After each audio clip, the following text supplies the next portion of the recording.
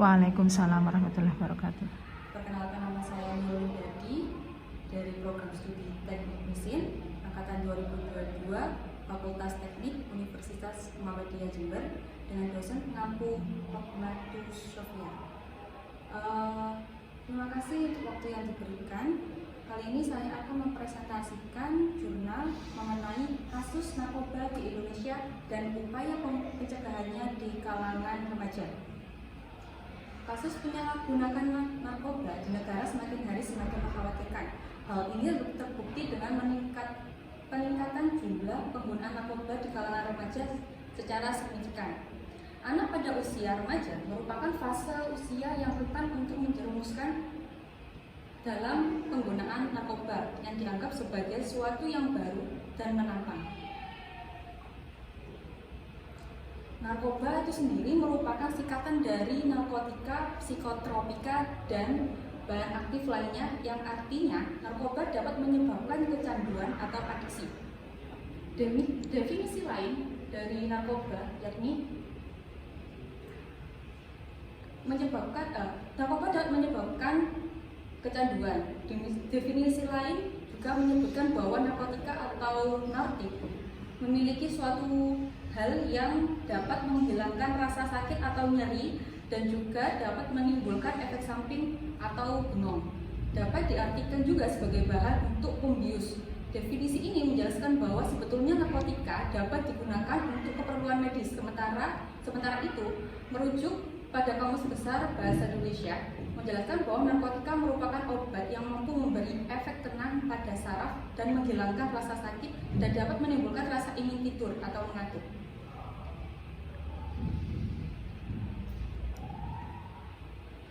Menurut UU Nomor 35 Tahun 2009, narkotika merupakan zat atau obat yang bersumber atau berbahan dari tanaman atau berbahan sintetis lainnya yang bagaimana dikonsumsi dapat menimbulkan efek perubahan kesadaran bagi penggunanya. Penyalahgunaan narkoba di kalangan remaja pada beberapa tahun ini, khususnya pada tahun 2019, semakin meningkat. Kasus penyalahgunaan narkoba atau nafsa sudah menjadi permasalahan yang kronis di Indonesia sendiri. Sebagai contoh, kasus peredaran dan penyalahgunaan narkoba jenis sabu yang telah banyak bandar-bandar narkoba yang tertangkap pada beberapa tahun ini, khususnya pada selebriti yang baru-baru ini juga tertangkap karena kasus narkoba. Efek dari narkoba yaitu yang pertama ada dehidrasi, halusinasi, menurunnya tingkat kesadaran, serta gangguan kesehatan hingga kematian. Berdasarkan pembahasan sebelumnya, berikut ini dapat diuraikan beberapa simpulan kondisi peredaran gelap nafsa di Indonesia hingga saat ini telah memasuki fase darurat narkoba. Hal ini terbukti dengan semakin meningkatnya kasus penyalahgunaan narkoba di berbagai kalangan, termasuk kalangan remaja. Remaja menjadi kelompok yang paling rentan masuknya narkoba. Pada usia remaja, umumnya individu ada pada fase pencarian identitas diri, selalu menyerap nilai-nilai baru dari luar, selalu ingin mengekspor hal-hal baru dari luar, yang memiliki bahaya dan resiko. Selain faktor tadi, terdapat beberapa faktor lainnya, yakni faktor tekanan sosial. Pada fase usia remaja, seseorang akan cenderung mengikuti apapun yang dilakukan oleh lingkungan pertemanan sebaya agar diterima dan diakui oleh kelompok tersebut. Karenanya, jika kelompok teman sebaya tersebut mencoba hal baru yang negatif, seperti mengkonsumsi narkoba, remaja juga rentan melakukan sesuatu yang serupa seperti yang dilakukan oleh kelompoknya tersebut. Yang kedua, ada faktor pelarian dari masalah. Remaja yang mengalami berbagai masalah, khususnya yang terjadi dalam diri remaja, akan sangat berpengaruh pada kondisi emosional remaja, dan remaja cenderung mencari pelarian ke sesuatu hal yang lain dalam bentuk pelarian tersebut bisa saja adalah sesuatu hal yang negatif seperti bahaya narkoba, alkohol. Bentuk pelarian dengan mengkonsumsi narkoba ini sering menjadi pilihan karena efek penggunaannya seolah mendapatkan atau memberikan solusi dari permasalahan tersebut. Yang ketiga ada faktor bentuk pemberontakan. Usia remaja seperti yang telah dijelaskan sebelumnya, mereka merupakan fase mencari jati diri, berani dengan selalu atau cenderung mencoba hal yang baru. Ini terlihat menonjol dan ini diterima oleh lingkaran pertemanan dan kelompoknya. Remaja dan kelompoknya cenderung melakukan dan mencoba pengalaman baru, termasuk mencoba menggunakan narkoba yang dianggap sebagai amunisi dalam berekspresi. Yang nomor 4 ada faktor kurang percaya diri. Remaja juga adalah umumnya sosok yang kurang percaya diri. Hal ini menjadi wajar sebab masa remaja adalah masa-masa untuk proses pematangan diri. Namun kurangnya percaya diri ini bisa berakhir negatif. Bagaimana remaja justru menjadikan narkoba sebagai solusi bagi remaja itu. Yang kelima ada kesenangan sesaat. Penggunaan narkoba dapat memberikan berbagai efek seperti halusinasi, rasa percaya diri, antidepresi, stimulan, dan lainnya. Namun hanya sesaat saja. Oleh karena itu, banyak sekali remaja yang menggunakan narkoba hanya untuk kesenangan sesaat dan untuk mendapatkan rasa bahagia yang sementara. Berdasarkan kesimpulan tersebut, maka dapat dirumuskan rekomendasi atau saran yakni perlu adanya upaya penggunaan atas maraknya penyalahgunaan narkoba di kalangan remaja. Upaya masyarakat ini dapat melindungi remaja dari sebagai generasi penerus bangsa. Baik, sekian presentasi dari saya. Kurang lebihnya saya mohon maaf. Wabillahi taufiq wal hidayah. Wassalamualaikum warahmatullahi wabarakatuh. Waalaikumsalam warahmatullahi wabarakatuh. Bu Sofi akan sampaikan beberapa pertanyaan. Mungkin bisa di-scroll ke atas, Mbak.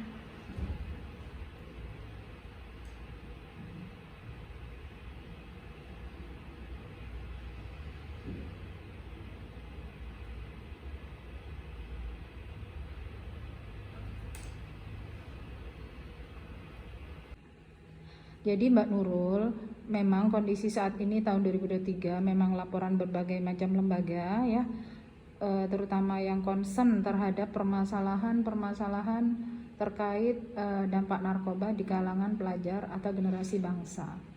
Pertanyaan saya yang pertama, apa sebenarnya faktor-faktor penyebab kenapa banyak kasus penyalahgunaan narkoba di kalangan remaja? Kemudian pertanyaan yang kedua, apa yang harus dilakukan semua pihak ya, terutama pihak siapa saja yang harus berperan pada permasalahan narkoba di kalangan remaja ini, dan apa solusi langkah-langkah terkini yang harus dilaksanakan bersama-sama dari berbagai pihak tersebut. Itu coba bisa dijabarkan dengan baik ya, Mbak. Saya terima kasih atas pertanyaannya. Saya akan menjawab pertanyaan dari Ibu Sofi. Faktor penyebab apa remaja menggunakan narkoba? Pertama ada faktor kepribadian, yaitu pribadi yang tidak stabil atau labil akan sesaat dengan mudah untuk terjerumus menggunakan narkoba. Kedua ada faktor keluarga. Seseorang dengan latar belakang keluarga yang tidak harmonis dapat menyebabkan orang tersebut menggunakan narkoba karena merasa putus asa dan frustasi sehingga narkoba menjadi tempat pelariannya. Yang ketiga ada faktor ekonomi. Seseorang dengan latar belakang ekonomi yang rendah dan dengan kondisi sulit untuk mencari pekerjaan dapat menimbulkan adanya keinginan untuk menjadi pengedar narkoba untuk mendapatkan penghasilan yang lebih cepat. Sebaliknya, seseorang dengan latar belakang ekonomi yang memadai dan kurang mendapatkan perhatian dari keluarga atau masuk dalam kelompok pertemanan dan lingkungan yang salah akan mudah terjerumus menjadi pengguna narkoba. Yang keempat ada faktor pergaulan. Kelompok teman sebaya memiliki pengaruh kuat bagi remaja untuk menjadi pengguna narkoba yang berawal dari ajakan teman atau kelompok untuk menggunakan narkoba. Dan yang terakhir ada faktor lingkungan sosial atau masyarakat. Lingkungan sosial atau masyarakat dengan kondisi yang baik dan terkontrol dapat mencegah terjadinya peredaran narkoba, namun sebaliknya, bila lingkungan sosial dan masyarakat tersebut justru apatis dan tidak peduli terhadap lingkungan sekitar, maka kondisi ini menyebabkan maraknya penggunaan narkoba di masyarakat, khususnya di remaja. Pihak mana saja yang bertanggung jawab akan hal tersebut, yaitu yang pertama ada pihak lingkungan, pihak masyarakat, serta pihak keluarga. Dan yang terakhir, pertanyaan terakhir, yaitu upaya apa saja yang harus dilakukan pada kondisi tersebut, yaitu meliputi berbagai upaya penindakan, yaitu yang pertama ada upaya preventif atau pencegahan, edukasi, serta kampanye anti narkoba, dan upaya ini perlu dilakukan secara masif, mulai dari lingkungan keluarga, lingkungan sekolah, dan lingkungan masyarakat. Sekian penjelasan dari saya. Wabillahi taufiq wal hidayah. Wassalamualaikum warahmatullahi wabarakatuh. Waalaikumsalam warahmatullahi wabarakatuh. Iya, secara garis besar sudah benar karena ini sesuai referensi hasil penelitian dari jurnal tahun berapa Mbak jurnalnya? 2021. Iya, yang jelas masalah penyimpangan dari perilaku-perilaku remaja yang sangat membahayakan kondisi-kondisi baik dari akhlak, baik dari kesehatan jasmani dan rohani.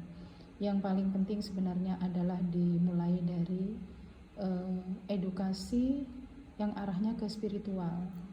Karena dengan kita meningkatkan iman dan takwa kepada Allah SWT, seyogyanya segala sesuatu, bukan cuma narkoba ya, banyak sekali kasus pornografi, free sex, LGBT, terus bukan cuma narkoba kan, kalau kita sebut alkohol, psikotropika, adiksi, rokok, dan bahkan sekarang perilaku-perilaku karena kecanduan medsos. Nah itu sangat berbahaya, dan itu sebenarnya yang harus kita saling bergandengan tangan, itu bukan cuma pihak dari sekolah atau kampus, LSM mungkin yang concern terhadap pemberantasan narkoba dan sebagainya, orang tua terutama, kemudian pastinya peningkatan penyuluhan di tingkat pemerintah, di mana yang concern terhadap pendidikan terutama.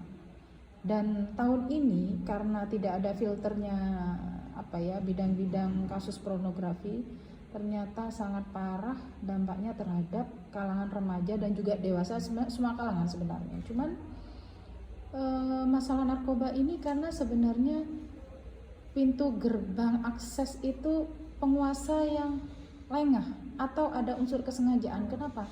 Karena sudah banyak laporan bahwa kenapa begitu gampangnya penyelundupan misalkan sabu-sabu atau heroin dan sebagainya, ganja dan sebagainya. Kenapa begitu mudahnya dari luar negeri ke Indonesia, contoh dari Cina. Ini kan temuan-temuan bukan sekali, 2 kali, 3 kali. Dan lebih parahnya lagi, banyak juga dialog-dialog yang dilaksanakan baik di medsos YouTube atau di TikTok atau di televisi, bahwa ternyata sipir kalapas sampai tempat untuk meracik narkoba itu terjadi di rutan sendiri. Bayangkan begitu ironisnya kondisi negara kita, di mana aparat penegak hukum sendiri tidak sesuai hukum-hukum yang berlaku. Nah, kalau seperti ini pertanyaannya, siapa yang bisa memberantas kalau semakin berkembang seperti ini? Itu yang kadang saya kalau diskusi di mata kuliah lain juga terkait ini Mbak, tadi PKWN. Bagaimana kita kalau semua pemimpin kita seperti itu? Contoh, kalau begitu berarti dari apa Mbak biasanya? Aparat hukum dulu, ya kan, yang menangani BNN terutama bagian. Terus apa lagi? Dari pemerintah eksekutifnya, bagaimana menindaklanjutinya? Kalau pencegahan harus dilakukan, penyuluhan, edukasi harus. Cuman untuk pemberantasannya ini, kalau terus-terusan jumlah produk-produk narkoba ini terus-menerus masuk, kapan mau stop? Kalau sampai aparat penegak hukum sendiri juga sebagai pelaku, lah ini kan sama seperti lingkaran setan yang nggak ada putusnya. Itu maksudnya Bu Sofi seperti itu. Jadi harapan saya Mbak Nurul sebagai mahasiswa juga bekerja, entah di lingkungan manapun, cobalah sharing-sharing edukasi tentang ini, bahaya narkoba, karena sudah terselip di seluruh lapisan masyarakat. Si oknum ini sudah memasukkan ke makanan minuman yang tidak bermerek, tidak berbadan POM, apalagi vape yang sudah digandrungi oleh anak-anak remaja. itu kan tambah merusak saraf, pikiran, fisik, mental dan sebagainya, psikologinya, sehingga tidak disadari kenapa ya kok si ini kok kenapa ada yang sakau, ya kan, seperti itu. Nah ternyata setelah dicek di lab mengandung bahan dari narkoba jenis tertentu atau permen atau apa. Nah itu harus diwaspadai ya Mbak ya.